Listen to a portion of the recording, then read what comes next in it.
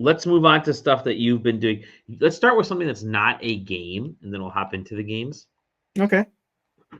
So, I know yeah, where you're heading with it. yeah. So So you have been fortunate enough where you've been able to look at a lot of like yeah.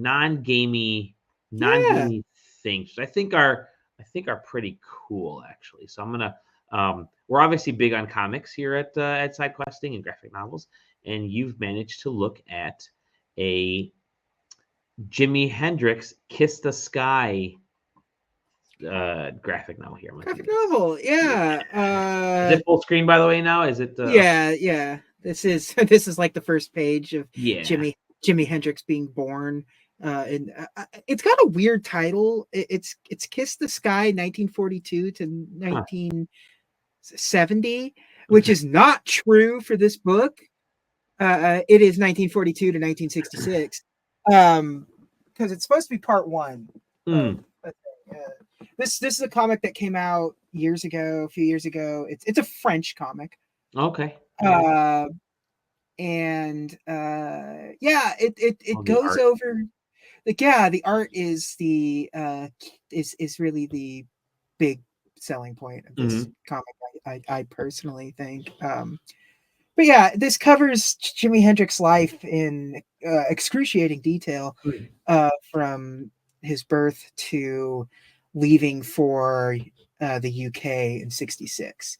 Um, the thing that's always hard to forget is that Jimi Hendrix wasn't Jimi Hendrix for very long.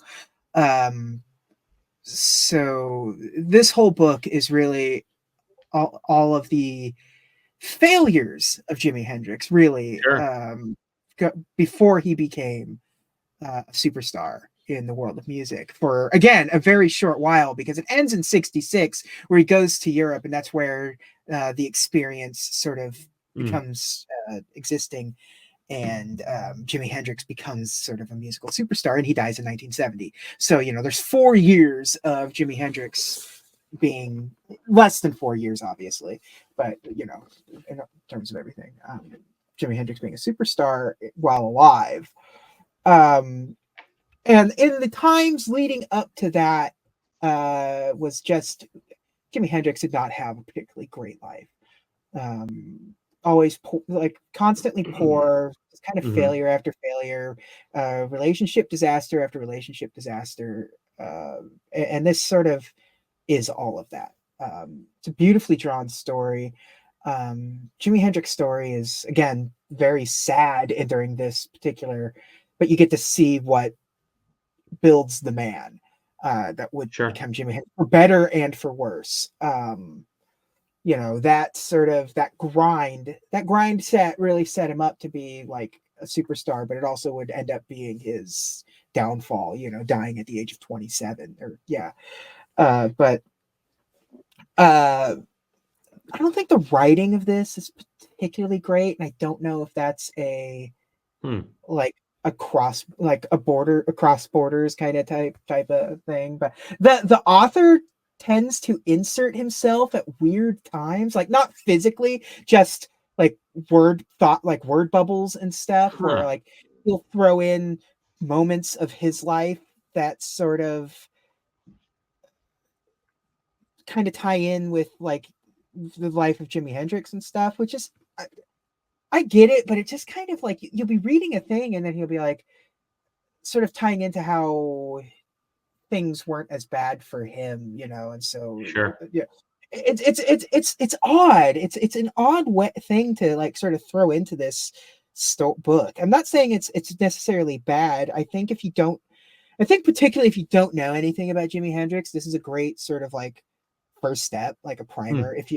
If you're a music fan, if you're a Jimi Hendrix fan or something, this is a fantastic first steps. It's got a really good, um, at the back of the book, it's also got a really nice sort of like annex of who the people were, the dates and times of certain things that happened, and stuff, because you're going to come across a lot of people in here that don't have a lot of time to really explain who they are, Their you stories know, getting their flushed out. stories, because there's a lot of famous people in here that he performed, you know, like Little Richard appears a few times throughout this story, because he's sort of where Jimmy like started really cutting his teeth was working with him and stuff. And so you have like a lot of these people that just kind of roll in and out, and so to get to the back of the book and sort of gets a little more and like in further reading and stuff, it's kind of a cool way of doing it, because again, you only have so much time. It's not a long book by any stretch of the imagination, but I enjoyed it. I think it's Cool. it's not one of the best like biographical graphic novels that I've read, you know, that I'm trying to think of what I could compare it to, because like some of my favorite like biographical like graphic novels would be like the ones that like Box Brown did, the Andre the Giant one, and the Man on the Moon. Why is his name escaping me? The Jim Carrey movie. Yeah, And Andy Andy what Kaufman. Andy Kaufman. Thank you. Jesus Christ. Like he did like those, and those were really good biographical graphic novels that